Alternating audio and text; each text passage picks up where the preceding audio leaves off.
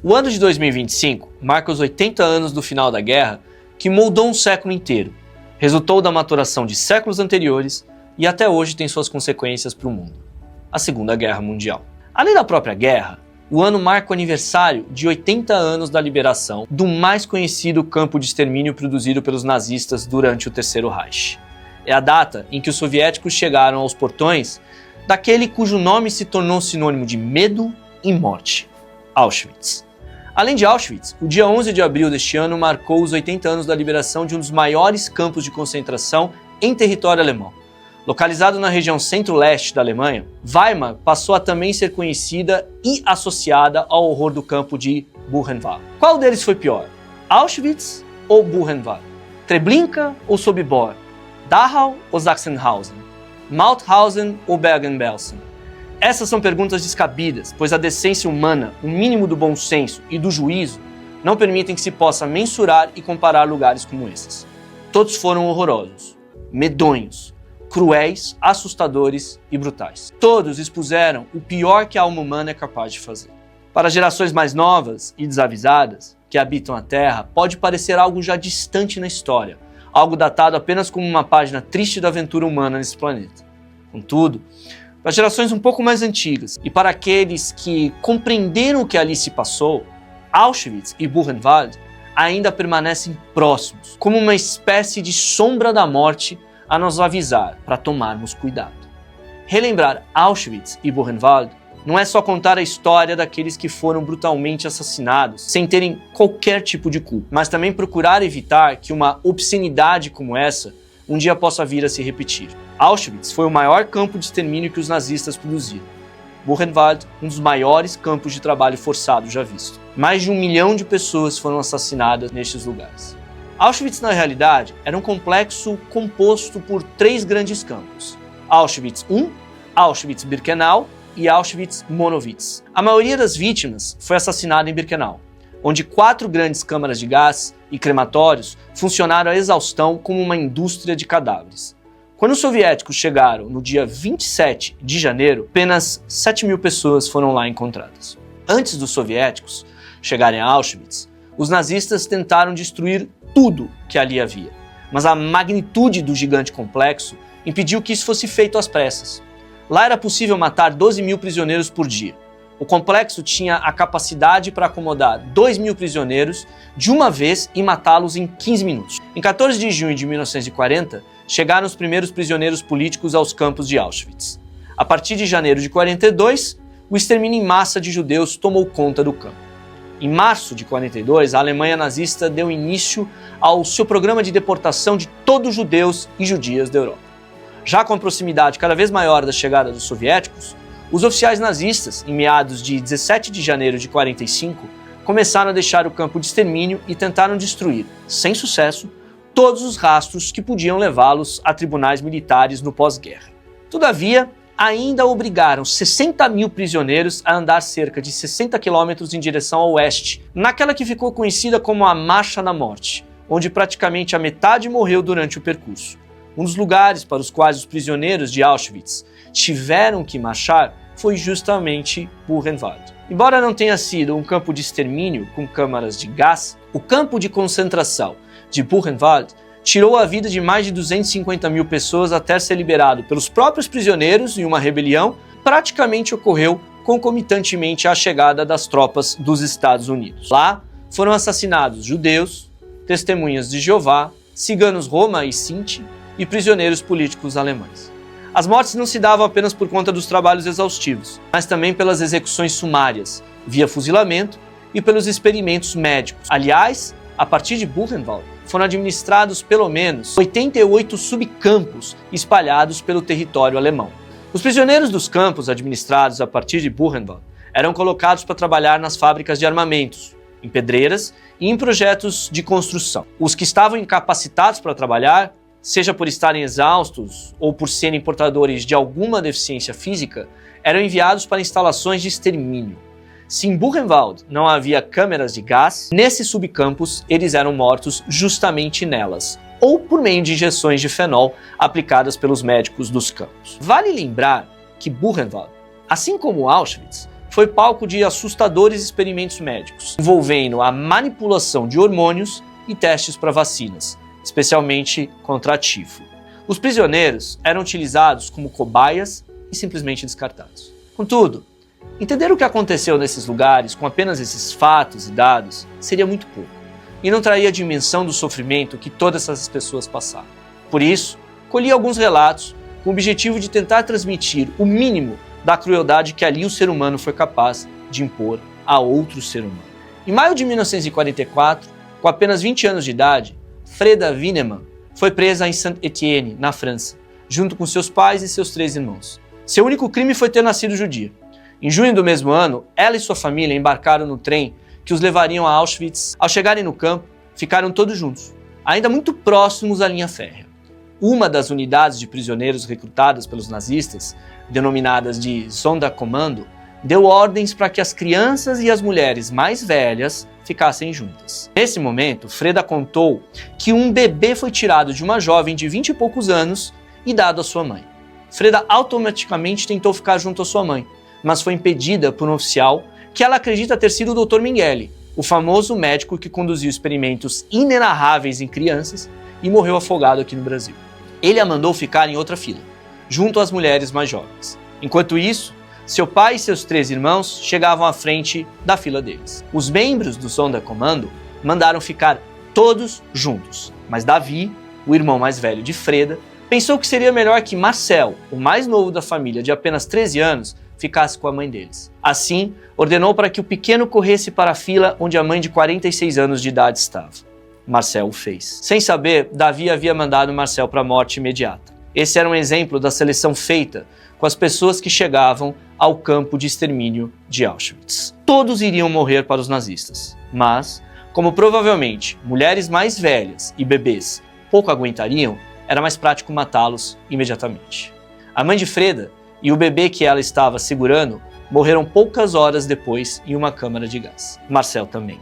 Ele estava no limite de idade entre trabalhar e demorar um pouco mais para morrer, ou simplesmente morrer imediatamente. Mas, como Davi tomou aquela decisão que seria a mais correta em condições normais, Marcel não pôde celebrar os seus 14 anos de idade. Antes mesmo dessa seleção para a morte, o próprio transporte para os campos já infligia um sofrimento profundo. Sobreviventes relatam a profunda solidão que experimentaram naqueles momentos entre o local de onde foram forçadamente retirados e a chegada nos campos, como se estivessem sido cativos a vida inteira. A claustrofobia, o calor, a sede e o mau cheiro eram constantes. Não havia lugar para urinar ou defecar. Os judeus transportados para os campos tinham de fazê-lo ali mesmo, dentro do vagão dos trens, num único balde. O balde, mencionado por quase todos os sobreviventes, logo transbordava de fezes e urina. Muitos vomitavam, eram horas e horas intermináveis, às vezes vários dias. Já nos campos, aqueles que não tinham sido executados imediatamente experimentavam situações de indignidade constante, num processo metódico, proposital de retirada da própria humanidade. Eram tratados como animais para se sentirem como animais. Eram humilhados para que não houvesse ânimo ou qualquer autoestima. Uma espécie de destruição em vida da própria ideia de pessoa moral. Em Auschwitz e nos demais campos, por exemplo, havia uma latrina coletiva imunda, onde eram obrigados a fazer suas necessidades diante dos outros. Em geral, sempre sendo apressados pelos soldados. Cada mulher recebia uma colher que lhe servia tanto para tomar a sopa, como para urinar ou evacuar à noite, quando não se podia ir à latrina. Em Auschwitz, Buchenwald e nos demais campos, a fome era tão onipresente que superava, por exemplo, as necessidades sexuais. Abre aspas. Sonhávamos com estar com fome. Não me importava de não ter sexo, não tínhamos sonhos eróticos. Nossa fragilidade física, nossa agonia de fome, nossa exaustão e a memória dos espancamentos frequentes, tudo isso combinado nos tornava incapazes, mesmo por um momento, de sonhar com a mulher com a qual sonhávamos ou pela qual estávamos apaixonados. Fecha aspas. Relatou o sobrevivente do Holocausto, Paul Matusek. As mulheres foram desenvolvendo uma aversão tão profunda ao sexo, principalmente por conta do medo constante de serem estupradas, que muitas das que conseguiram sobreviver tiveram, além de traumas profundos, menorreia, que é a suspensão do fluxo menstrual. Nanette Blitz Koenig, que sobreviveu ao campo de Bergen-Belsen, relata em seu livro de memórias que no dia seguinte à libertação chegaram caminhões do exército britânico, carregados com comida enlatada que era servida aos soldados. A desnutrição era tão extrema que muitos dos sobreviventes morreram ao ingerir toda aquela comida porque o corpo deles estava tão fraco que não era capaz de suportar uma quantidade de calorias tão grande em tão pouco tempo. Estavam tão famintos que comeram praticamente sem respirar e morreram por não tolerar o que comiam. De acordo com Nanette, as tropas britânicas estimam que naquele momento da liberação morreram em torno de 2.000 pessoas por não suportarem a alimentação imediata. Alexander Heinrich Lacks e seu pai Jakob Lacks foram obrigados a participar da Marcha da Morte que saiu de Auschwitz um pouco antes de sua liberação pelos soviéticos. Ele nos conta que durante a marcha seu pai, já não mais aguentando caminhar, disse-lhe que se sentaria para descansar um pouco. Sentar era a mesma coisa que morrer, pois os nazistas não toleravam ali qualquer um que fizesse a marcha parar. Marchar era marchar e ponto final. Diante disso, avisou ao pai que se ele se sentasse, ele iria se sentar também, pois não iria viver sem ele. Nesse momento, um outro prisioneiro, tão fraco e tão debilitado quanto seu pai, ofereceu o ombro para que os três pudessem sustentar-se em conjunto. Conta Alexander que até hoje lembra disso com extremo carinho e como uma lição de bondade, pois aquele ato permitiu que o seu pai vivesse mais um pouco. E de fato ele viveu alguns dias a mais. Alexander Heinrich revela que até hoje não consegue esquecer do pai caindo morto e dos piolhos descendo da cabeça dele. Afinal, piolhos não ficam em cadáveres. Aquele homem que sempre esteve ao seu lado, protegendo e guiando desde o seu nascimento, tinha se juntado aos 6 milhões de judeus que perderam suas vidas na Shoah. Nas palavras de Alexander, abre aspas, considero Auschwitz um marco divisório da humanidade. Existe o antes e o depois de Auschwitz. Quem viveu uma noite em Auschwitz pode viver 100 anos depois e não vai conseguir comparar o que viu naquela noite. Na minha primeira noite em Auschwitz, eu vi um homem que estava ao lado do meu pai ser levado pelos capos e Stubendienst que apertaram a garganta dele até morrer asfixiado ao meu lado.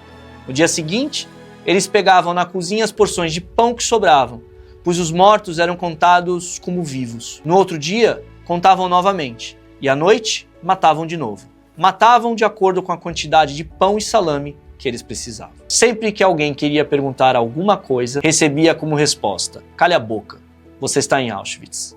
Certo, eu já sabia que eu estava em Auschwitz, mas o que é Auschwitz? Eu não sabia. Então me disseram, daqui só existe uma saída, pela chaminé. Quer dizer, pela chaminé do crematório. Aqui ninguém sobrevive, então cale a boca e faça o que lhe é ordenado. Fecha as aspas. Os relatos de pessoas que sobreviveram nos trazem a magnitude do horror, a dimensão do abismo que Auschwitz, Buchenwald e os demais campos representaram para a humanidade. A indústria de cadáveres que jamais deveria ter existido, que matava pessoas simplesmente por as considerarem inferiores e indignas de existir. Tudo isso nos alerta da monstruosidade de que somos capazes. É aterrorizante ainda imaginar que a grande maioria que padeceu sem qualquer culpa jamais poderá ser relembrada ou ao menos por seus familiares homenageada. Afinal, não há túmulos, não há lugar para flores serem levadas individualmente. Muitos dos que ali foram assassinados jamais terão seus nomes relembrados, pois os nazistas destruíram todos os seus documentos e retiraram deles não somente a vida, mas também o direito de um dia ter existido. Famílias foram dizimadas, crianças foram impedidas de crescer, bebês sequer tiveram a chance de um dia entender que existiram. Mas, mais aterrorizante ainda, é imaginar que muitas pessoas negam que ali aconteceu, desconhecem a dimensão do horror e ainda sustentam símbolos que fazem referência ao nazismo. É preciso sempre alertar que o Holocausto foi construído aos poucos, muito antes da ascensão do nazismo, desde os primeiros arroubos antissemitas que foram tomando a sociedade alemã durante o século XIX até chegar ao início do Terceiro Reich. O racismo foi a sua pedra fundamental, e ele continua a rondar a espécie humana como uma espécie de lobo que constantemente observa a sua presa. Relembrar Auschwitz e Buchenwald como símbolos é mais do que necessário. É uma tarefa, um compromisso de responsabilidade para com as futuras gerações, para que elas possam compreender o que levou a algo tão abominável e nunca mais deixar se repetir. Não foi só Hitler, não foi só o partido nazista, foi uma sociedade inteira que um dia acreditou que certos seres humanos não tinham o direito de existir, pois eram inferiores. Foi toda uma nação que julgou que matar crianças, idosos, mulheres não seria mal algum, senão um favor ao mundo, por livrá-lo desses seres indesejados. Uma nação e uma série de nações coniventes. No fundo, como apontou Hannah Arendt, os crimes do Holocausto foram crimes cometidos contra o ser humano, perpetrados no corpo do povo judeu.